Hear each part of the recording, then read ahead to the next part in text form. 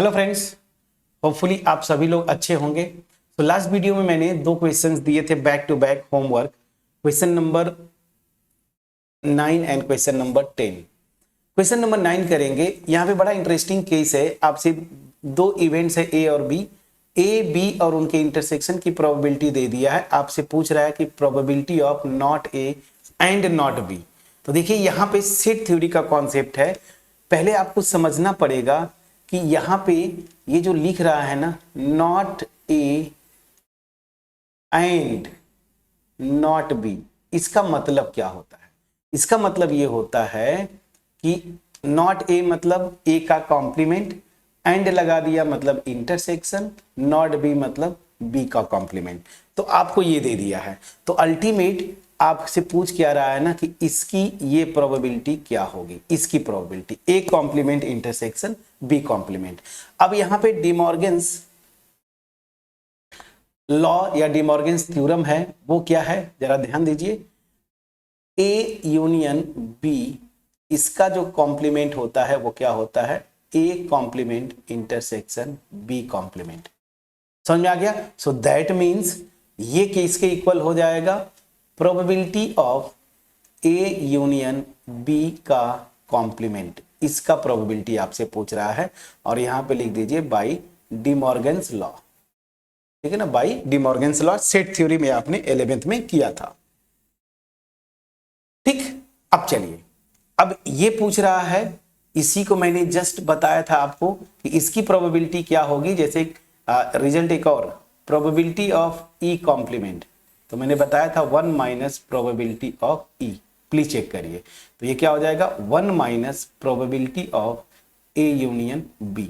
बस फ्रेंड्स, अब आपसे जो पूछ रहा था मैंने सेट थ्योरी का कॉन्सेप्ट यूज करके आपको यहां पे ला दिया ताकि यहां से आप इजिली कर पाए। तो बस अब हमें क्या करना होगा, यहां से ए यूनियन बी की प्रोबेबिलिटी निकाल लें एडिशन थ्योरम ऑफ प्रोबेबिलिटी से। So we have addition theorem of probability क्या बोलता है? P of A union B, this is equal to P of A plus P of B minus P of A intersection B. So this will imply probability of A union B क्या हो जाएगा? Probability of A question में दिया है 1/4, probability of B दिया है 1/2 और intersection की प्रोबेबिलिटी दिया है 1/8। तो देखिए ये जो इंफॉर्मेशन दिए हैं इनको यूज करना था हमें, इसलिए मैं यहाँ पे आया डिमॉर्गन्स लॉ लगा के यहाँ पे। अब ये मैं निकाल लूंगा, एलसीएम मेरा 8 होता है, यहाँ पे 2, यहाँ पे 4 और -1, तो अल्टीमेट आपका 6 होगा, ये -1 5/8।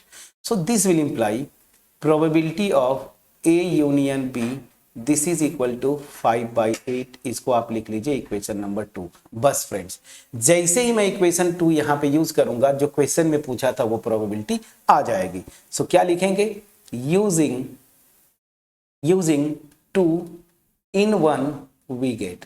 बस जो चाहिए था हमें मिल गया। क्या? अब चलिए, जो क्वेश्चन में पूछा था probability of not A and not B, this is equal to 1 minus probability of A union B. देखिए आपने निकाला है 5/8, बस सिंपली 5/8 रखिए, ये हो जाएगा, एलसीएम लेंगे तो 8 माइनस 5/8 ना, तो ये क्या हो जाएगा? 3/8।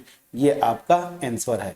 तो क्वेश्चन में जो बोला था कि probability of not A not be, वो आपके उसका सोल्यूशन जो है हमने निकाला 3/8। तो क्वेश्चन नंबर 9 का आंसर है 3/8। बट इसको निकालने के लिए पहले ये लैंग्वेज, यही तो फंसते हैं आप। ये लैंग्वेज का मतलब जैसे बोल रहा है ना, सेट थ्योरी में मैंने सब कुछ बताया था 11th में, ये लिख लीजिए। अब चूंकि इसको तो मैं निकाल नहीं सकता गिवन इंफॉर्मेशन में, इसको मैं डिमॉर्गन्स लॉ लगाया और फिर वहां से ये कर दिया। इसकी प्रोबेबिलिटी मैं एडिशन थ्योरम ऑफ प्रोबेबिलिटी से निकाल सकता हूं। तो इंफॉर्मेशन जो दिया है पहले उससे आप सोचें और उसके बाद फिर सॉल्व करने की कोशिश करें।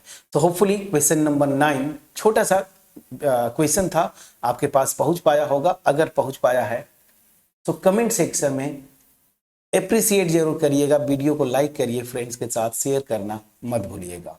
चैनल पे नए हैं सब्सक्राइब करिए, और जो मेरा मोटिव है मास में लोगों के पास क्वालिटी वीडियोस पहुंचाना, इस मोटिव में आप सहयोग करें, फ्रेंड्स के साथ जरूर शेयर करें। चलिए अब क्वेश्चन नंबर 10 में भी बिल्कुल उसी तरीके से इंफॉर्मेशन दिया है और यहां से पूछ रहा है कि क्या ये इंडिपेंडेंट है या नहीं, तो इनको आपको करना है। तो क्वेश्चन नंबर 10 नेक्स्ट वीडियो में मैं करूंगा। इतने हिंट के साथ 9 जैसे किया हमने उसी तरीके से होपफुली आप इसको भी ट्राई करेंगे और आंसर मिल जाएगा। नहीं होता है नेक्स्ट वीडियो में आइएगा, वहां पे करेंगे। तब तक अपना ख्याल रखें, पढ़ाई करते रहें। Thank you so much friend.